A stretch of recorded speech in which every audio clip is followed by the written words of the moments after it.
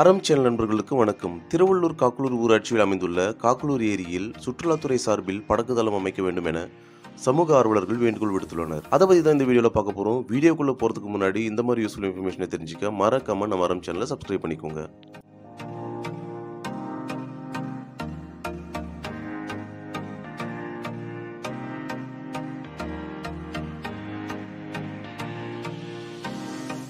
திருவள்ளூர் நகரை ஒட்டி காக்குலூர் ஊராட்சியில் அமைந்துள்ள காக்குலூர் ஏரி 4 மதகுகள் 2 கலங்கல்கள் கொண்டது.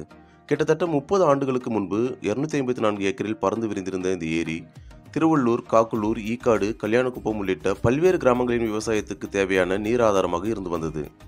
காலப்போக்கில் திருவள்ளூர் மற்றும் காக்குலூர் உள்ளிட்ட பகுதிகளில் விவசாய நிலங்கள் குடியிருப்பு பகுதிகளாக மாறியதால் காக்குலூர் ஏரியின் பயன்பாடு சற்று குறைந்தது. ஆகவே காக்குலூர் ஏரியின் ஒரு பகுதி தமிழ்நாடு வீட்டு வசதி வாரியத்தின் குடியிருப்பு பகுதிகளாக மாறியது. தற்போது 137 ஏக்கராக சுருங்கியுள்ள காக்குலூர் ஏரி சுமார் 2 லட்சம் பேர் வசித்து வரும் திருவள்ளூர் நகராட்சி மற்றும் காக்குலூர் உள்ளிட்ட பகுதிகளின் நிலத்தடி நீர் மட்டத்தை அதிகரிக்கக்கூடியதாகவும் குடிநீர் ஆதாரமாகவும் விளங்குகிறது. இவ்வளவு முக்கியத்துவம் வாய்ந்த இந்த ஏரி பல ஆண்டுகளாக தூர்வாரப்படாமல் உள்ளது. ஆகவே இந்த ஏரியை தூர்வாரி படகு சவாரி உள்ளிட்ட வசதிகளுடன் சுற்றுலா தலமாக மாற்ற வேண்டும் என பொதுமக்கள் கோரிக்கை நீண்ட காலமாக இருந்து வருகிறது. இதனிடையே இந்த காக்குலூர் ஏரியை பாதுகாக்க வாகை காக்குலூர் ஏரி புனரமைப்பு குழு கடந்த 7 வருடங்களாக பல்வேறு முயற்சிகளை மேற்கொண்டு வருகிறது.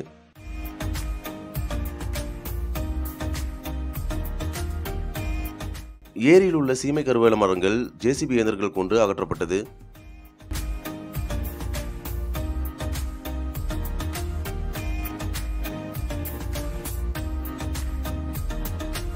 கல்லூரி மற்றும் பள்ளி மாணவர்கள் கொண்டு குழுக்கள் அமைத்து ஏரியில் இருந்த குப்பைகள் அகற்றப்பட்டது.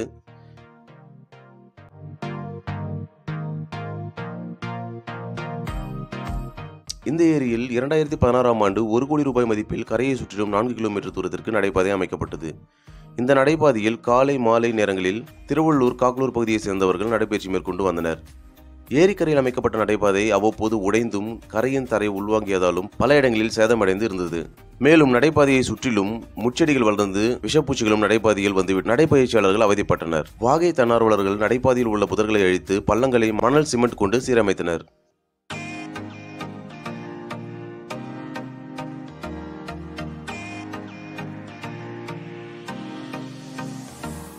ஏரியின் கரையோரம் நாட்டு மரங்களை நட்டு வளர்த்தனர்.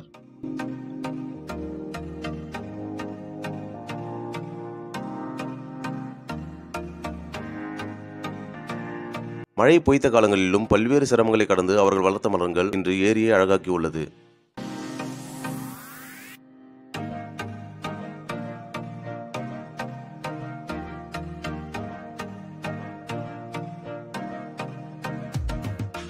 மேலும் கரையை சுற்றிலும் 500க்கும் மேற்பட்ட பனை விதைகள் நடப்பட்டன.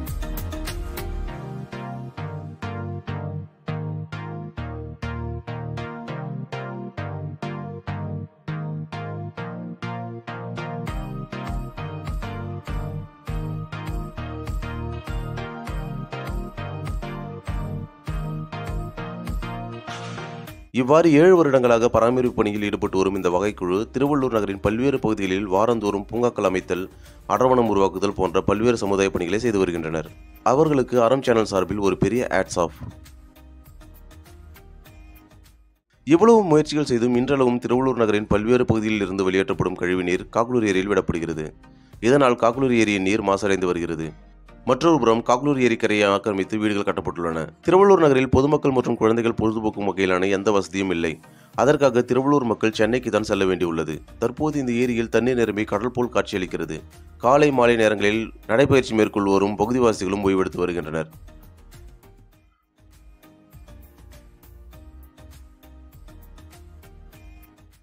நகரில் பொழுதுபோக்கு பூங்கா எதுவும் இல்லாத நிலையில் நகரின் மையப்பகுதியில் உள்ள இந்த ஏரியை சீரமைத்து படகு தளம் அமைக்க சுற்றுலாத்துறையினர் நடவடிக்கை எடுக்க வேண்டும். இதன் மூலம் அரசுக்கும் வருவாய் கிடைக்கும் என சமூக ஆர்வலர்கள் வேண்டுகோள் விடுத்துள்ளனர்.